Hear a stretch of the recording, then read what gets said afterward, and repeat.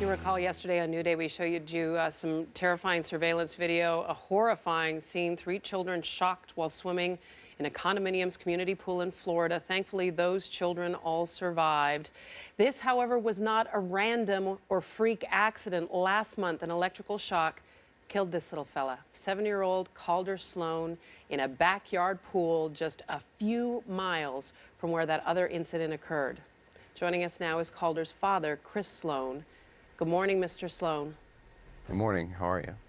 I'm doing well, and I have to tell you, a lot of us can barely believe that we're talking to you today, a month after losing your son, but I know you have a very, very important message.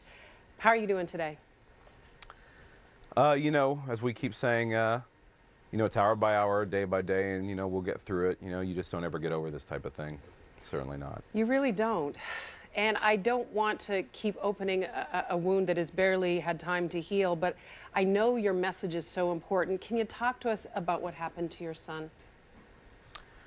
Well, my son was an amazing swimmer. We always joke that he would teach fish how to swim. You'd look close at him, you probably would detect gills.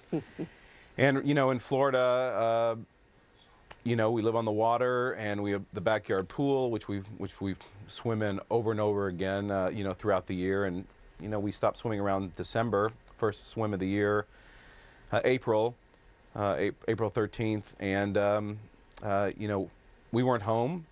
Our nanny was home with her son, who was 18.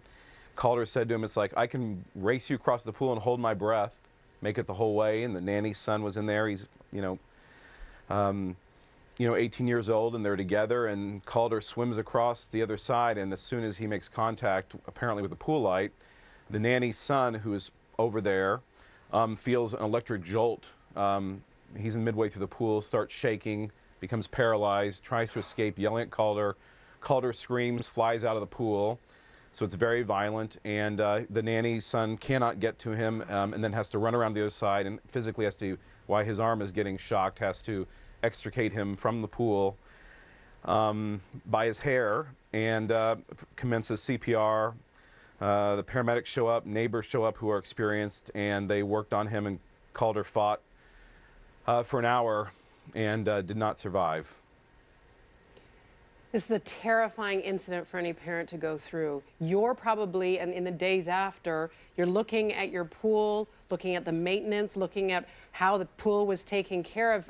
To what you knew, the pool was properly being maintained. Well, in Florida, or at least in Miami, we don't close our pools. So every week we have our pool service come in and, put chemicals in. We believe that they would tell us, you need your fountain fixed, or so we put faith in professionals. We hired contractors that are professional and licensed to do electrical work on our house. And what we found here was, a number of cases of just a convergence of really bad workmanship and negligence that all conspired together to take our son. And that's what's really very difficult to deal with, because it's the smallest, in a pool light design, an aspect of this, the fact that we found out that our house wasn't even physically grounded, that our ground rods had been cut. Goodness. And then, which is another major danger that could have had other ramifications, so that's shocking. And then the third part, obviously, is the pool light, which we'd had serviced. The transformer, the switch, when the police opened up the transformer, a simple ground connector wasn't connected. So there's still an investigation, a number of factors being looked at, but these are malfeasant negligence, and literally takes 3 minutes to screw in a grounding cable that would have hopefully contributed to our son living another 70 years. You're pushing for regulations on this, aren't you? You're pushing for regulations to be made for pool safety.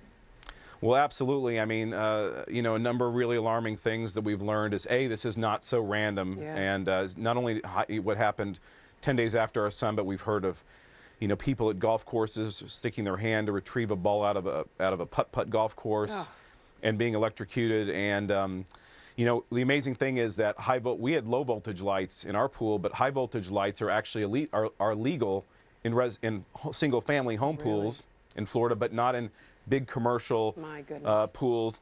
A big issue is that home pools don't have to be inspected, and That's just insane. but yet large ones do. So there's a number of regulations Sure. and laws that we have to push for to try to make this horror stand for something. Chris, before I leave you, because I know it's awfully early for you to be talking, and it's a particularly difficult topic, I want you to tell us just very quickly about your son. You knew him, and you called him Mr. Awesome. Why is that? Why was your son so awesome? Calder was awesome, and is awesome. Nobody in our family is athletic. He had amazing athletic abilities. He was insanely creative, but artistic. But what really made him so special is that we were told twice by two different people that he was going to change the world, and that he had an unbelievable empathy and compassion, and he was a champion of kids who were getting picked on. If his little brother would do something little mischievous, he would stand up for him.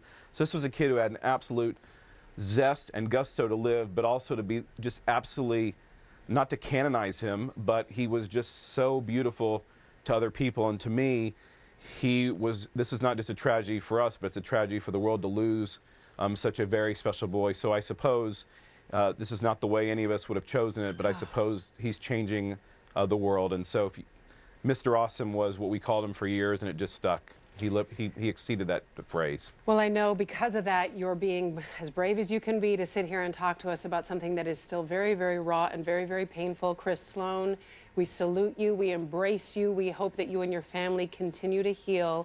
Know that we send our support and love and prayers to you and your family. And we also want to point out for anybody at home, they've got a great website that tells you all the information you need to know about pool safety and things that you can do at your home to prevent another tragic accident like this. Go to calderslegacy.com. Chris Sloan, thank you so very much. Sounds like an amazing guy. Wish I got to know Calder. Making a difference even now. Next up on New Day, an inspiring story, decades in the making.